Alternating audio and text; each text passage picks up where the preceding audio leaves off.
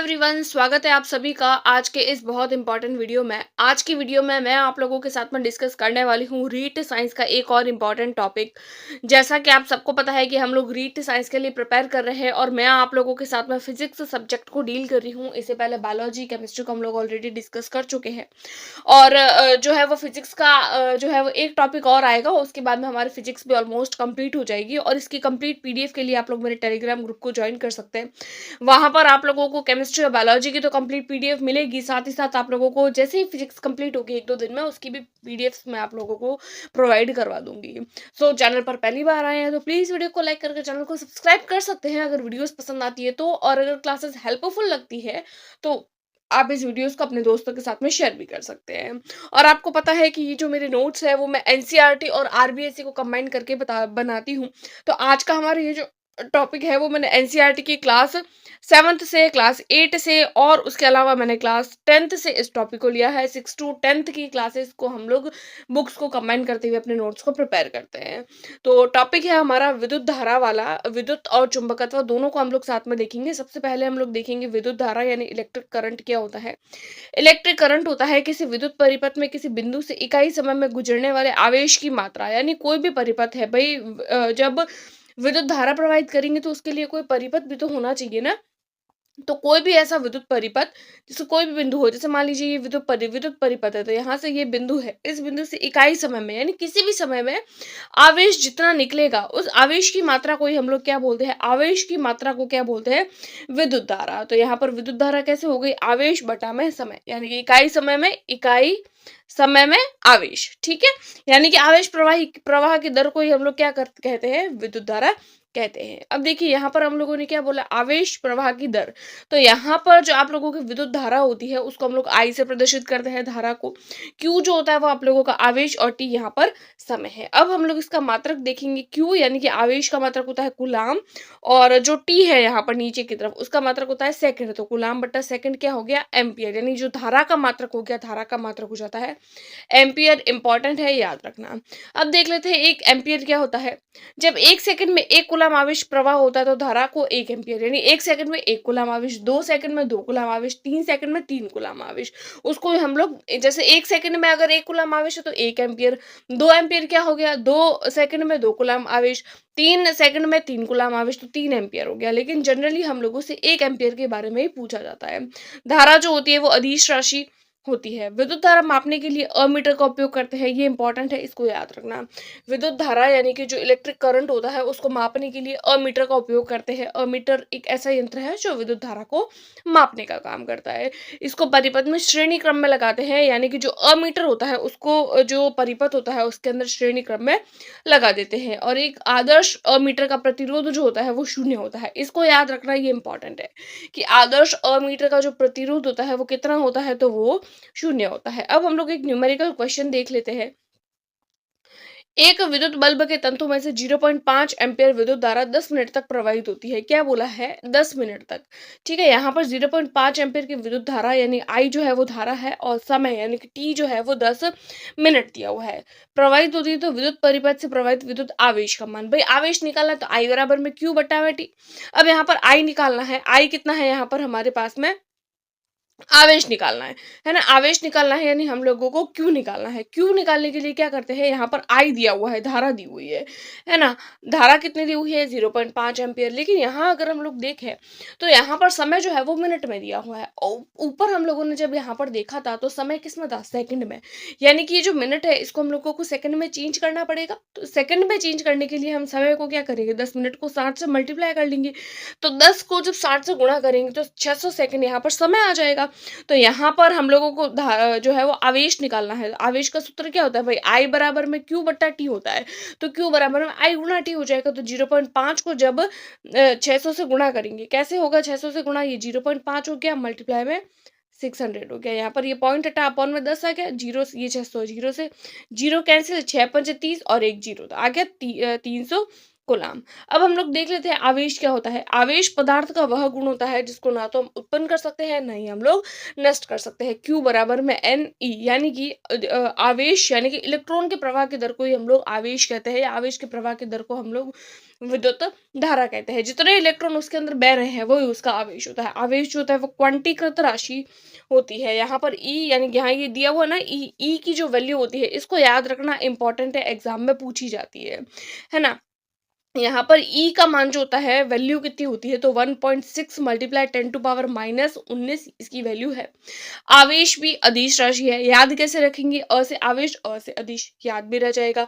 आवेश एक अदिश राशि है, और आवेश का मात्रक क्या होता है, कूलाम होता है और फ्रैंकलिन होता है। कई बार एग्जाम में कूलाम भी पूछ लेते हैं, कई बार एग्जाम में फ्रैंकलिन भी पूछ लेते हैं, ठीक है। तो और एक गुलाम की जो वैल्यू होती है, एक गुलाम की वैल्यू जो होती है वो 3 × 10⁹ ESU, ये याद रखिएगा। इस तरीके की जो वैल्यूज होती है ना, ये वाली वैल्यू, ये वाली वैल्यू, और मात्रक हो गया, अदिश सदिश राशियां हो गई, तो ये इसमें से छोटे छोटे क्वेश्चंस बनते हैं, ठीक है। आगे और नोट पॉइंट कि आवेश का अन्य मात्रक जो होता है वो फैराडे भी होता है, यानी फैराडे भी इसका एक तरीके से मात्रक है।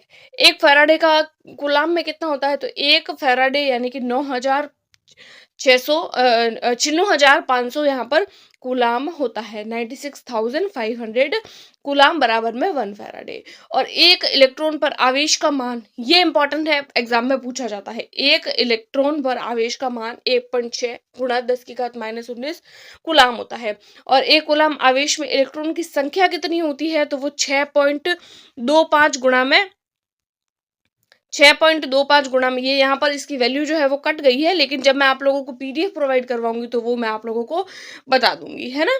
यहाँ पर इसकी जो वैल्यू थी वो यहाँ पर कट गई है, या फिर मैं नीचे कमेंट बॉक्स में भी लिख लूंगी, तो वहां पर भी आप लोग एक बार चेक कर लीजिएगा। अब हम लोग आगे देखेंगे कि विभव और विभवांतर क्या होता है।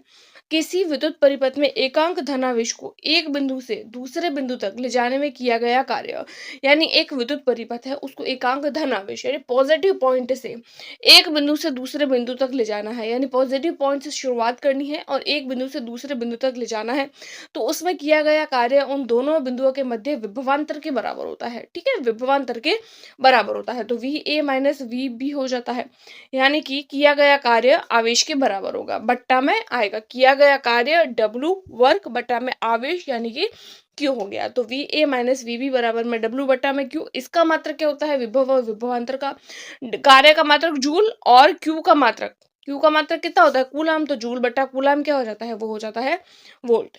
अब हम लोग देख लेते हैं आगे, यदि हम लोग बी को अनंत माने, जैसे यहाँ पर दिया हुआ ना VA-VB, तो यहाँ पर अगर हम लोग बी को अनंत मानते हैं तो अनंत पर विभव शून्य हो जाता है, ठीक है। तो क्यू बराबर 1 हो गया, तो क्यू बराबर अगर हम लोग 1 माने तो VA बराबर में W हो गया।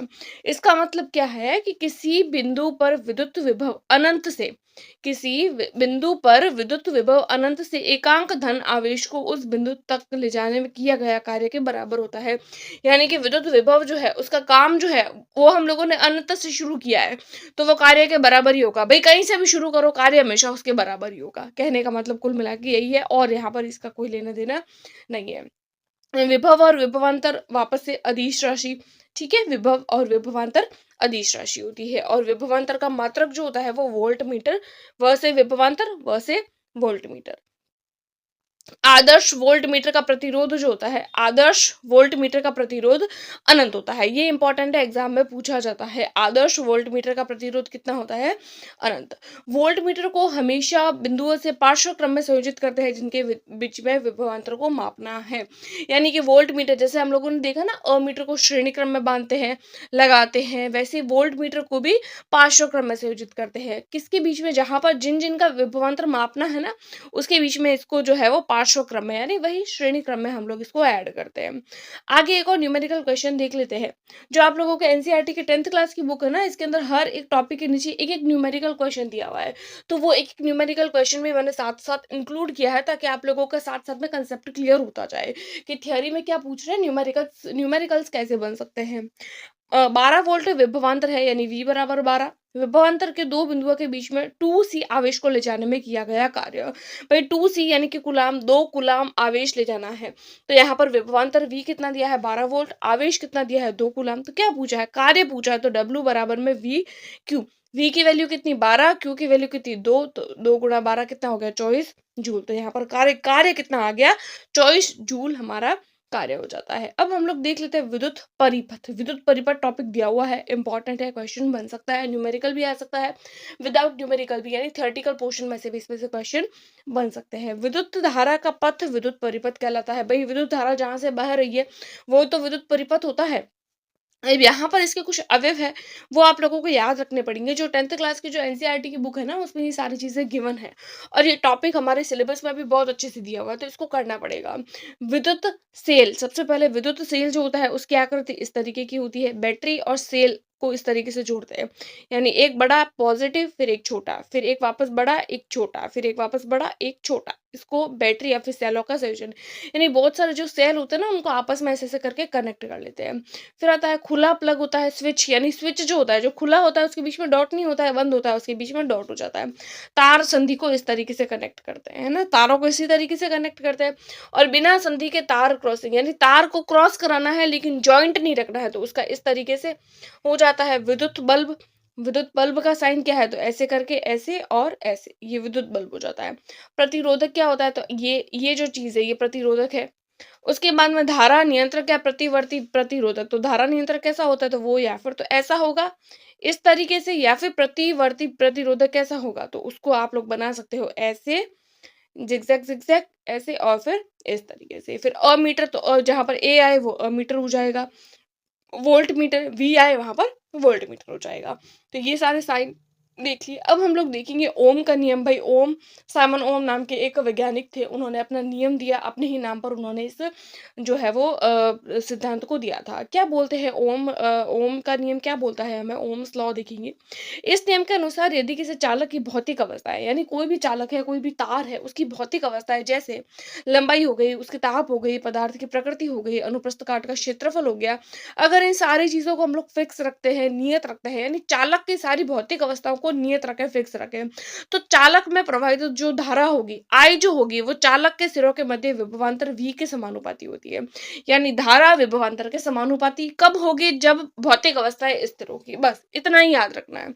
ठीक है, उस जब किसी चालक की भौतिक अवस्था को हम लोग स्थिर रखते हैं, नियत रखते हैं, फिक्स रखते हैं, तो उसमें बहने वाली धारा उसके विभवांतर के समानुपाती होती है। धारा आई उसके विभवांतर यानी वी समानुपाती आई हो जाएगा। अब यहाँ पर जो हम लोगों को पता है कि जब हम लोग समानुपाती का निशान हटाकर जब हम लोग बराबर का निशान लगाते हैं, तो एक नियतांक लगता है, कांस्टेंट लगता है, जिसकी वैल्यू 1 या फिर 0 होती है। यहाँ पर तो 1 होगी, या तो 0 मानते हैं, या फिर हम लोग नगण्य मानते हैं, यानी नहीं के बराबर है, नहीं है बराबर है। तो यहाँ पर जब हम यहाँ पर समानुपाती का निशान हटाते हैं, तो v बराबर में r लगा देते हैं। r यहाँ पर स्थिरांक है, जिसको चालक का प्रतिरोध बोलते हैं। तो v बराबर में i r हो गया, तो r बराबर में v बट्टा i। अब देखिए यहाँ पर r जो है वो प्रतिरोधक है, यहाँ पर v वोल्ट है, i एम्पियर है, तो इसका मात्रक, प्रतिरोध का मात्रक क्या हो गया, ओम। ओम का साइन ये होता है। ठीक है, इस तरीके से बल्ब बना रहे थे, वैसा ही एक जो है वो ओम हो जाता है। तो ये ओम यानी कि जो प्रतिरोध है उसका प्रतिरोध है। एक ओम क्या होता है, यदि किसी चालक तार में 1 एम्पीयर की धारा प्रवाहित होती है, तो उसके सिरों के मध्य अगर 1 वोल्ट विभवांतर उत्पन्न होता है, तो चालक तार का प्रतिरोध भी कितना होगा, 1 ओम होगा। क्या बोला है, अगर 1 ओम किसको बोलते हैं, किसी भी चालक तार में धारा कितनी प्रवाहित हो रही है, 1 एम्पीयर की धारा। 1 एम्पीयर की धारा अगर हम लोग प्रवाहित करते हैं, तो उसके सिरों के मध्य 1 वोल्ट विभवांतर अगर उत्पन्न होता है, तो चालक तार का प्रतिरोध 1 ओम हो जाता है। अब हम लोग देखेंगे ओम के नियम। देखिए ओम के नियम द्वारा अगर हम लोग विभवांतर और धारा इन दोनों के बीच में अगर ग्राफ बनाते हैं, तो सीधी सरल रेखा इसका ग्राफ आता है। इसका जो ग्राफ है वो एक इस तरीके से स्ट्रेट लाइन बन जाता है। ठीक है, ओम के नियम द्वारा वी व आई के मध्य आरेख सरल रेखा प्राप्त होता है। विद्युत धारा उसके प्रतिरोध के व्युत्क्रमानुपाती होती है। विद्युत धारा आई जो होती है उसका प्रतिरोध के व्युत्क्रमानुपाती होती है। यदि प्रतिरोध को दुगुना करते हैं, तो विद्युत धारा आधी हो जाती है। क्या बोला है हम लोगों को यहाँ पर, जैसा कि हम लोगों ने देखा था ना, यहाँ पर जो प्रतिरोध होता है वो धारा उसके व्युत्क्रमानुपाती होती है। ठीक है, यानी कि जो यहाँ पर प्रतिरोध है वो विभवांतर के समानुपाती, धारा के व्युत्क्रमानुपाती, यानी प्रतिरोध को बढ़ाते हैं अगर, तो विभवांतर का मान, वोल्ट विभवांतर बढ़ेगा, धारा घटेगी। ठीक है? यहाँ यहीं पर ये वाली चीज़ जो है वो ऐसे लिखी हुई है। और प्रतिरोध किसको बोलते हैं? तो आवेशों के प्रवाह में उत्पन्न जो बाधा होती है, यानी आवेशों का प्रवाह हो रहा है, लेकिन अगर उसमें बाधा उत्पन्न हो जाए तो उसको हम लोग प्रतिरोध बोलते हैं। परिवर्ती प्रतिरोध किसको बोलते हैं? परिवर्ती प्रतिरोध कि स्रोत की वोल्टता में अगर कोई परिवर्तन नहीं करे, तो बिना परिपथ की यानी परिवर्तन किए बिना ही परिपथ के विद्युत धारा को नियंत्रित करने के लिए, यानी कि स्रोत की जो वोल्टता है उसमें किसी भी तरीके का कोई चेंज नहीं करना है, लेकिन फिर भी उसका उपयोग करे बिना ही हम लोगों को उस प्रकार का जो अवयव होता है ना, उसी को हम लोग परिवर्ती प्रतिरोध कहते हैं। अब हम लोग देखेंगे धारा नियंत्रण क्या होता है। भाई धारा जब करंट प्रवाहित हो रही है, जब किसी भी एक परिपथ में, तो उसके लिए धारा नियंत्रक का भी यूज करना पड़ता है ना। तो वो क्या होता है?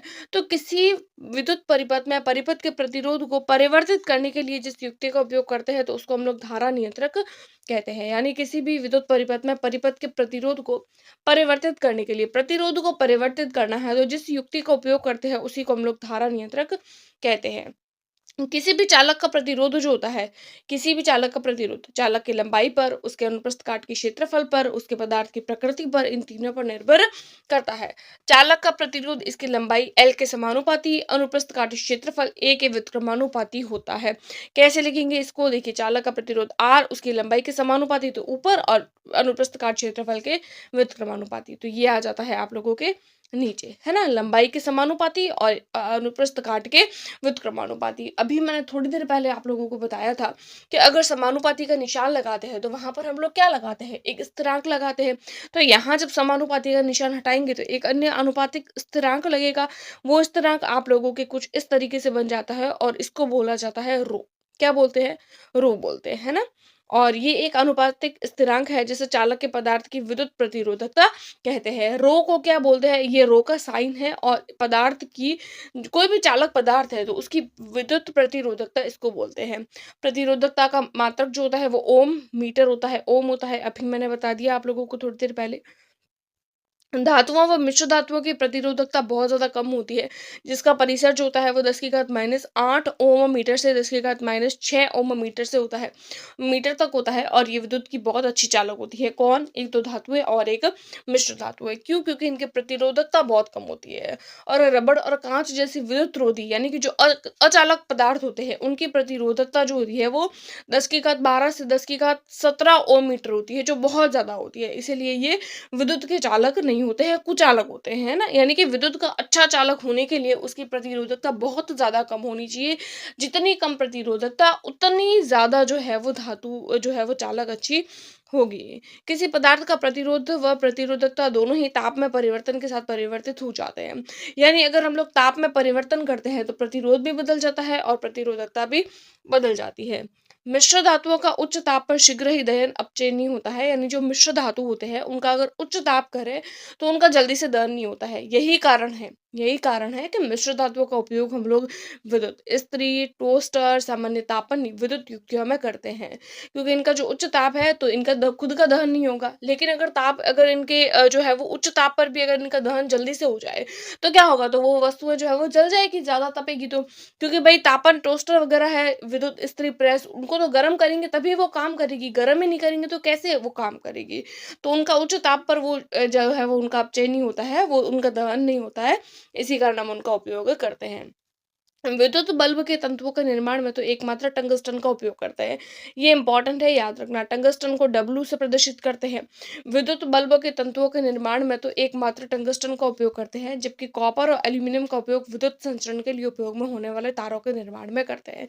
याद रखिएगा, विद्युत बल्ब के तंतु जो होता है वो टंगस्टन के बने हुए होते हैं, और विद्युत संचरण के लिए कॉपर और एल्यूमिनियम का उपयोग करते हैं। अब हम लोग देखेंगे आगे एक न्यूमेरिकल क्वेश्चन जो ओम के नियम पर आधारित है। यदि किसी विद्युत बल्ब के तंतु का प्रतिरोध 1200 है, प्रतिरोध यानी आई आर दिया हुआ है 1200 ओम है, बल्ब जो है वो 220 वोल्ट से कितनी विद्युत धारा लेगा? V बराबर में 220 वोल्ट, R बराबर में 1200। ऑब्वियसली सूत्र है V बराबर में आई आर, क्या निकालना है? धारा। धारा का सूत्र क्या है? I बराबर में V बटा R। V क्या है? 220 वोल्ट। और धारा कितनी है? प्रतिरोध कितना है? 1200। तो देखिए 220 को यहाँ पर आप लोगों को किया जाता है 220 और बट्टा में आ जाता है 1200। अब यहाँ पर जीरो से जीरो कैंसिल आउट हो गया। अब इसको कट करेंगे तो 0.18 एम्पियर आप लोगों के यहाँ पर धारा आ जाएगी। एक और न्यूमेरिकल क्वेश्चन, जब कोई विद्युत स्रोत से 4 एम्पीयर की धारा ले रहा है, धारा कितनी ले रहा है? 4 एम्पीयर, I बराबर 4। टर्मिनलों के बीच में विभवांतर V बराबर में 60। तो विद्युत हीटर कितनी धारा लेगा जब विभवांतर को 120 वोल्ट तक बढ़ाते हैं? भाई आप लोग सोचेंगे कि भाई यहाँ पर तो धारा दी हुई है, तो वापस से धारा क्यों पूछ रहे हैं? यहाँ पर क्या बोला है, जब विभवांतर का मान 60 होता है तो यहाँ पर 4 वोल्ट धारा होती है।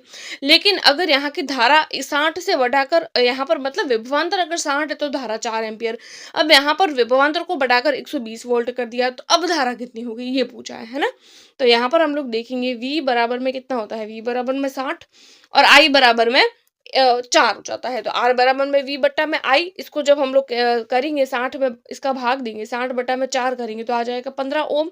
ठीक है, अब इन्होंने क्या बोला है, यानी कि अब हमारे पास में धारा कितनी हो गई, 15 आ गई। अब इन्होंने बोला है विभवांतर को बढ़ा दिया, विभवांतर को बढ़ा दिया तो सूत्र तो वही लगेगा, V बट्टा में R। V का मान कितना है 120 और R नया आ गया, कितना आ गया 15, तो 120 बट्टा में 15 करेंगे तो यहाँ पर हो जाएगा 8। कंक्लूजन क्या निकल रहा है कि अगर विभवांतर को बढ़ाते हैं, विभवांतर यानी विभवांतर को बढ़ाते हैं तो धारा का मान भी उतना ही हो जाता है। विभवांतर को 60 से 120 किया तो धारा भी तो 4 से 8 हो गई, यानी कि डबल हो जाती है, क्योंकि आपस में क्या होते हैं, दोनों समानुपाती होते हैं।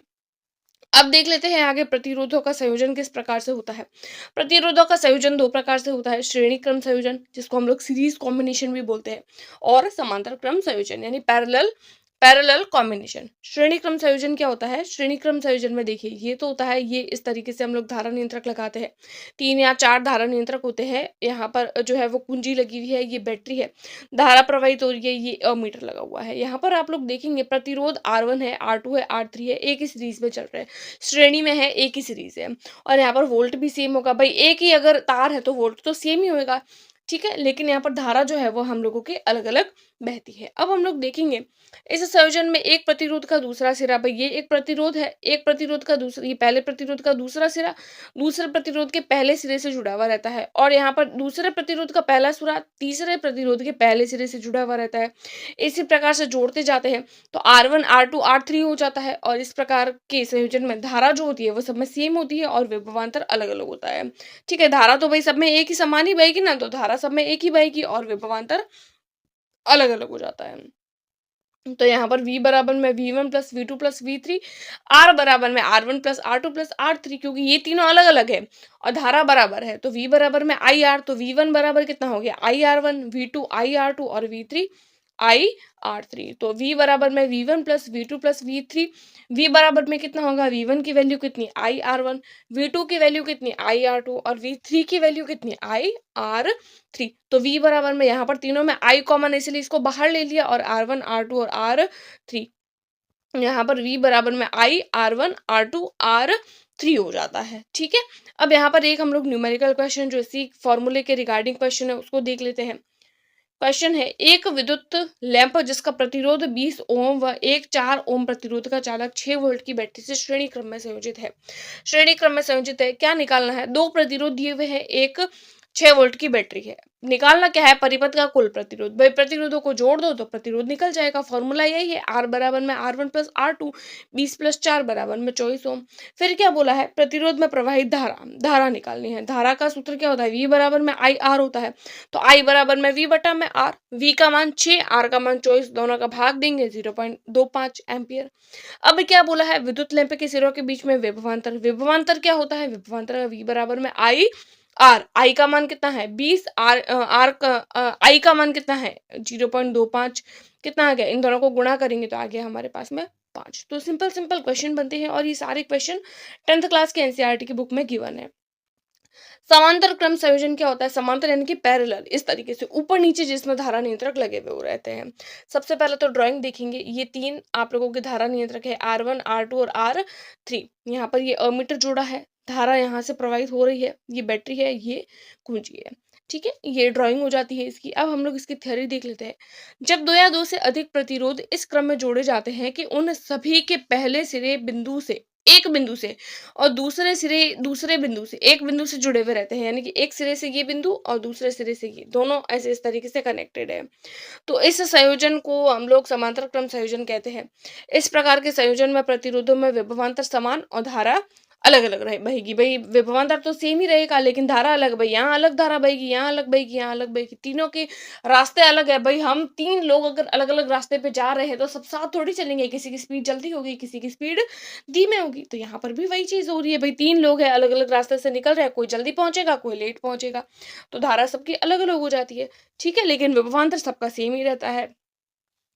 कुल विद्युत धारा आई संयोजन की प्रत्येक शाखा में प्रवाहित होने वाली पृथक धाराओं के योग के बराबर होती है। तो यहाँ पर आई बराबर में कितना हो जाता है, I1 plus I2 plus I3। इसको प्रतिरोधकों के पार्श्व संयोजन का तुल्य प्रतिरोध RP है। प्रतिरोधकों के पार्श्व संयोजन का जो तुल्य प्रतिरोध, टोटल जो तुल्य यानी टोटल, ठीक है, ये याद रखना, तुल्य यानी टोटल, टोटल प्रतिरोध जो होता है वो RP होता है। तो यहाँ पर I बराबर में V बट्टा RP, क्योंकि टोटल है ना, तीनों का मिला के, ऊपर वाला नीचे वाला तीनों, ये तीनों है ना, इन तीनों का मिला के, इसका इन तीनों का मिला के जो है इन तीनों को ऐड कर लेंगे। तो I बराबर में I1 बराबर में V बट्टा में R1, I2 बराबर में V बट्टा में R2 और I3 बराबर में V बट्टा में R3 हो जाता है। तो टोटल प्रतिरोध निकालेंगे, V बटा में RP बराबर में V बटा में R1 प्लस V बटा में R2 प्लस V बटा में R3। अब क्या करेंगे भाई, V यहाँ पर भी कॉमन है, यहाँ पर भी कॉमन है, दोनों साइड में V को कॉमन ले लेंगे। यहाँ पर V से V कैंसिल आउट, तो यहाँ पर RP बटा में क्या, 1 में RP बटा में 1 में R1 प्लस 1 में R2 प्लस 1 में R3 हो जाता है, ठीक है। और तो RP की, भाई ये तो 1 में P की, RP की वैल्यू आई, ठीक है। और इस तरीके से ये फॉर्मूला बन गया हमारे पास में। इस प्रकार पार्श्व क्रम में संयोजित प्रतिरोधों के समूह के तुल्य प्रतिरोध का व्युत्क्रम पृथक प्रतिरोधों के व्युत्क्रमों के बराबर होता है। भाई व्युत्क्रम ही हुए ना, एक बट्टा में आ रही है, R1 R2 R3 बट्टा में आ रहे हैं, तो व्युत्क्रमों के बराबर हुआ। आगे न्यूमेरिकल क्वेश्चन है, उसको देख लेते हैं। मान लीजिए प्रतिरोधक R1 R2 R3 के मान कितने हैं, 5 10 30, 3 प्रतिरोध दिए हुए हैं, 12 वोल्ट की बैटरी है, इसको संयोजित किया गया है। निकालना क्या है, धारा निकालनी है। भाई धारा निकालने का सिंपल सा फॉर्मूला है।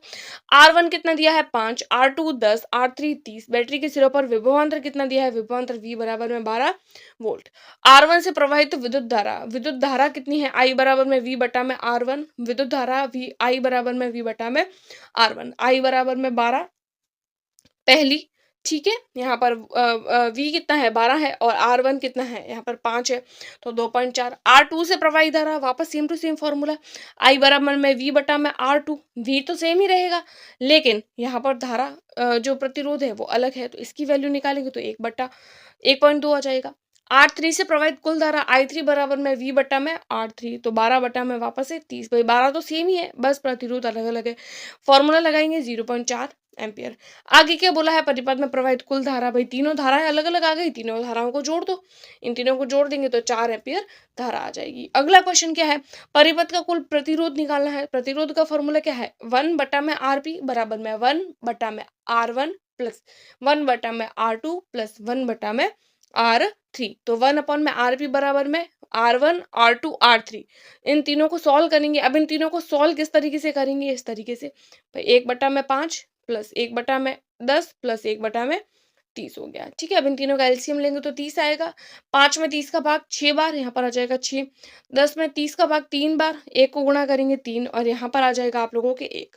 तो कितना हो गया, 6 और 3 6 और 3 9, 9 और 1 10, 10 बटा में हो गया आप लोगों के 30, 0 से 0 कैंसिल आउट, पीछे बचा 1 बटा में 3, ठीक है। लेकिन ये जो 1 बटा में 3 वैल्यू है वो 1 में RP की आई है, लेकिन हम लोगों से RP की वैल्यू पूछी है, तो इसका व्युत्क्रम करेंगे तो इसका भी कर लो, तो वैल्यू आ गई 3 ओम। तो इस तरीके से easy easy numerical question, direct formula लगाओ, डायरेक्ट चीजें निकालो, कुछ भी ज्यादा दिक्कत नहीं होने वाली है। आगे देख लेते हैं हम लोग और क्या दिया है, हम लोगों से क्या पूछा है। त्योहारों पर सजावट के लिए लगने वाले बल्ब जो होते हैं उसको श्रेणी क्रम में लगाते हैं। भाई त्योहार पर हम लोग इस तरीके से बल्ब लगाते हैं, वो श्रेणी क्रम में होते हैं।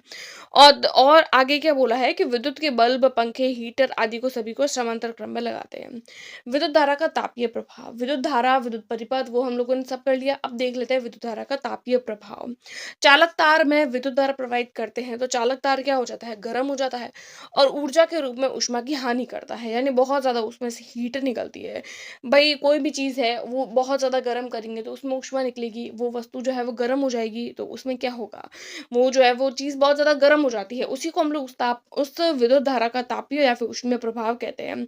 किसी तार में उत्पन्न ऊष्मा का परिमाण उस तार के पदार्थ जिससे वह बना है उसकी लंबाई और मोटाई पर निर्भर करता है। भाई लंबाई और मोटाई पर ही निर्भर करेगा कि उसका जो है वो उसके अंदर हीट कितनी है। कोई भी चीज़ है उसके अंदर हीट, जैसे मान लीजिए कोई बर्तन है तो उसके अंदर हम लोगों को पता चलेगा ना बर्तन को देखकर भाई इसके अंदर कितनी है, कितना क्वांटिटी कोई चीज़ आ सकती है।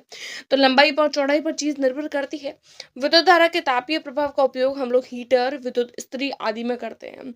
यदि किसी तार का प्रतिरोध R है और विद्युत धारा I है, विभवांतर V है, मान लेते हैं इस समय T समय में Q आवेश प्रवाहित होता है। Q आवेश विभवांतर V से प्रवाहित होने से किया गया कार्य VQ हो जाएगा। भाई काम तो VQ हो जाएगा, क्यों? क्योंकि V विभवांतर से Q आवेश है, तो VQ। तो स्रोत को समय T से VQ ऊर्जा की आपूर्ति करनी है, तो शक्ति कितनी हो गई उस समय से, तो शक्ति का मान जो होता है वो VQT हो जाता है। अब यहाँ पर Q बटा T जो है वो कितना हो गया, Q बटा T को हम लोग I बोलते हैं, तो P बराबर में V I, यानी कि T समय में स्रोत द्वारा परिपथ को प्रदान की गई ऊर्जा कितनी होगी, P मल्टीप्लाई में T जो VIT के बराबर हो जाती है। तब उष्मा यानी हीट कितनी होगी, तो VIT। भाई हीट कितनी होगी, विभवांतर धारा और T हो गया। अब यहाँ पर V का मान कितना होता है, V का मान IR, तो IR यहाँ आ गया, और यहाँ पर क्या बोला है IT, तो IT का IT तो लगेगा और I जो है वो 2 हो जाएंगे, तो I स्क्वायर हो जाएगा, तो हीट बराबर में H बराबर में I स्क्वायर RT। ये हो गया तापीय प्रभाव। अब हम लोग देखेंगे विद्युत धारा का चुंबकीय प्रभाव। जब किसी चालक तार में विद्युत धारा प्रवाहित होती है तो चालक के चारों ओर चुंबकीय क्षेत्र उत्पन्न होता है। क्या बोला है, विद्युत धारा प्रवाहित होते है तो चुंबकीय क्षेत्र उत्पन्न होता है, तब चालक तार चुंबक की भांति व्यवहार करेगा। धारा की दिशा बदलते हैं तो चुंबकीय सुई के विक्षेप की दिशा भी बदल जाती है। भाई चुंबकीय प्रभाव है तो चुंबकीय सुई भी अपना काम करेगी। जब चालक में कोई धारा नहीं बहती है तो उसके चारों ओर चुंबकीय क्षेत्र भी उत्पन्न नहीं होता है। भाई धारा बहती है तो चुंबकीय क्षेत्र उत्पन्न होता है, धारा नहीं बहती है तो चुंबकीय क्षेत्र उत्पन्न नहीं होता है। इसी को हम लोग विद्युत धारा का चुंबकीय प्रभाव कहते हैं। विद्युत धारा का चुंबकीय प्रभाव दिया किसने था, और स्टेट ने दिया था। विद्युत घंटी, विद्युत मोटर, विद्युत क्रेन विद्युत धारा के चुंबकीय प्रभाव पर आधारित होते हैं। अब हम लोग देखेंगे चुंबकीय क्षेत्र क्या होता है। किसी चुंबक के चारों ओर का वह क्षेत्र जहां बल का मापन किया जा सकता है, यानी चुंबकीय बल, कौन सा बल, चुंबकीय बल का मापन कर सकते हैं, उसी को हम लोग चुंबकीय क्षेत्र बोलते हैं, जिसका मात्रक वेबर पर मीटर स्क्वायर होता है, टेस्ला होता है या गाउस होता है। एक टेस्ला बराबर में 10⁴ गाउस के बराबर। चुंबकीय क्षेत्र एक सदिश राशि है। अभी तक हम लोगों ने जितनी भी राशियां देखी है वो सारी अदिश थी, लेकिन चुंबकीय क्षेत्र एक सदिश राशि होती है। चुंबकीय क्षेत्र रेखाएं जो होती है इनकी अपनी कुछ विशेषताएं होती है, एग्जाम में पूछी जाती है, सीटेट में, और इसमें भी इवन पूछी जाती है, रीट परीक्षा में भी। चुंबकीय क्षेत्र रेखाएं जो होती है वो चुंबकीय क्षेत्र में उत्तरी ध्रुव से शुरू होती है, दक्षिणी ध्रुव में जाती है। चुंबक के भीतर चुंबकीय क्षेत्र रेखाओं की दिशा दक्षिणी ध्रुव से उत्तर ध्रुव की ओर होती है, अतः चुंबकीय क्षेत्र रेखाएं एक बंद वक्र बनाती है। कैसे आएगी, यहाँ से शुरू होगी, ठीक है, यहाँ से शुरू होगी, यहाँ पर खत्म हो जाएगी, यहाँ से शुरू होगी, यहाँ पे खत्म हो जाएगी, यहाँ से शुरू, यानी जहाँ से शुरू हो रही है वहीं पे खत्म हो जाती है। तो यहाँ पर जो है वो एक बंद वक्र बना लेती है। चुंबकीय क्षेत्र रेखा एक दूसरे को कभी भी प्रतिच्छेद नहीं करेगी। भाई ये इस तरीके से अगर चलती जाएगी तो क्या प्रतिच्छेद करेगी क्या, ठीक है, तो ये आपस में कभी भी प्रतिच्छेद नहीं करती है। एक नोट पॉइंट जो इंपॉर्टेंट है, एग्जाम में पूछा जाता है, क्या बोला है, विद्युत फ्यूज एक ऐसी सुरक्षा युक्ति होती है। हम लोग देखते हैं ना, कई बार हम लोग सुनते हैं ऐसा, ट्यूबलाइट फ्यूज हो गई है, पंखा फ्यूज हो गया है, या फिर लाइट फ्यूज हो गई है, वो विद्युत धारा के तापीय प्रभाव पर आधारित होती है। फ्यूज का मतलब क्या होता है, फ्यूज एक सुरक्षा युक्ति होती है। कई बार हम लोग देखते हैं कि कोई भी चीज होती है बहुत ज्यादा गर्म हो जाती है, गर्म होने पर वहां पर शॉर्ट सर्किट यानी आग लगने की संभावना रहती है। तो आग न लगे इसीलिए फ्यूज लगाते हैं, क्योंकि वो जो वस्तु है वो गर्म ज्यादा ना हो, और विद्युत फ्यूज जो है वो खराब हो जाता है, इसकी वजह से वो चीज खराब हो जाती है। फायदा ये है कि आग नहीं लगती है, अदरवाइज आग लग सकती है। अब हम लोग आगे देखेंगे विद्युत धारा का रासायनिक प्रभाव किसको बोलते हैं। किसी चालक विलयन में विद्युत धारा प्रवाहित होने पर रासायनिक अभिक्रिया होती है। भाई कोई भी चालक विलयन है उसमें जब विद्युत धारा प्रवाहित करेंगे तो रासायनिक अभिक्रिया होगी ऑब्वियसली। इलेक्ट्रोड पर क्या होगा, गैस के बुलबुले बनेंगे, धातु का निक्षेप इलेक्ट्रोड पर चला जाएगा, विलयन का रंग चेंज। जब विलयन में धारा प्रवाहित होती तो ऋणात्मक आयन एनोड और धनात्मक आयन कैथोड की ओर बढ़ते हैं, यानी एनोड ऋणात्मक नेगेटिव जो होते हैं वो पॉजिटिव की ओर जाते हैं, पॉजिटिव जो होते हैं वो नेगेटिव की ओर चले जाते हैं। ठीक है, आगे हम लोग देखेंगे आप लोगों के चुंबक और चुंबकत्व, तो ये विद्युत धारा वाला जो टॉपिक था उसको कंप्लीट कर लिया। एक और टॉपिक दिया हुआ है चुंबक और चुंबकत्व, उसको भी हम लोग देख लेते हैं। प्रत्येक जो चुंबक होती है उसके दो पार्ट होते हैं, एक होता है नॉर्थ और एक होता है साउथ, यानी उत्तरी ध्रुव और दक्षिणी ध्रुव। वे पदार्थ जो चुंबकीय और आकर्षित होते हैं चुंबकीय पदार्थ कहलाते हैं, जैसे कि लोहा, कोबाल्ट, निकल। और वो पदार्थ जो चुंबकीय और आकर्षित नहीं होते हैं अचुंबकीय पदार्थ कहलाते हैं, जैसे प्लास्टिक, कांच, चमड़ा। चुंबकत्व का सर्वाधिक गुण ध्रुवों पर होता है, यानी कोई भी चुंबक है तो उसमें सर्वाधिक गुण जो है वो ध्रुव, जहां पर ध्रुव है वहां पर उसका सर्वाधिक गुण होता है। स्वतंत्रता पूर्वक लटकते चुंबक की दिशा सदैव उत्तर दक्षिण दिशा में होती है।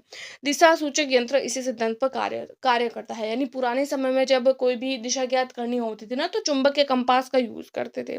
तो जिस दिशा में वो जो चुंबक की दिशा होती थी तो उसी दिशा में वो जो है वो दिशा सूचक यंत्र काम करता था।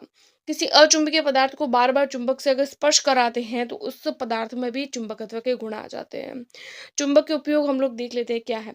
दिशा सूचक यंत्र में स्पीकर में यानी चुंबक का उपयोग कहाँ करते हैं, दिशा सूचक यंत्र में, स्पीकर में, विद्युत क्रेन में द्वारा लोहे की भारी वस्तुओं को उठाने में। कई बार देखते हैं पानी होता है ना जहाँ पर बहुत सारा, तो वहां पर अगर कोई लोहे की वस्तु खो गई है या फिर कोई चुंबक वाली वस्तु खो गई है या लोहे की वस्तु मान लीजिए खो गई है, कोई धातु जो जिसके अंदर चुंबकत्व का गुण होता है, तो उसको निकालने के लिए क्या करते हैं, अंदर बड़ा सा चुंबक डालते हैं। तो वो वस्तु उसके आगे चिपक जाती है तो वो उसको ले लेते हैं। तो वस्तुओं को उठाने में करते हैं, आंख में से लोहे के कण को निकालने में, विद्युत घंटी में और विद्युत मोटर में। तो इस तरीके से ये छोटा सा टॉपिक है, ये कंप्लीट हो गया। इस क्लास के बाद में इसका टेस्ट आएगा और उसके बाद में एक और क्लास, देन आप लोगों की फिजिक्स भी कंप्लीट। और इसकी पीडीएफ के लिए आप लोग मेरे टेलीग्राम ग्रुप को ज्वाइन कर सकते हैं। टेलीग्राम भी आप लोगों के द शिक्षा जोन नाम से ही है। इसी वीडियो के डिस्क्रिप्शन बॉक्स में आप लोगों को उसका लिंक मिल जाएगा। सो आई होप आप लोगों को वीडियोस पसंद आ रही है। Do like, subscribe and share. Thanks for watching.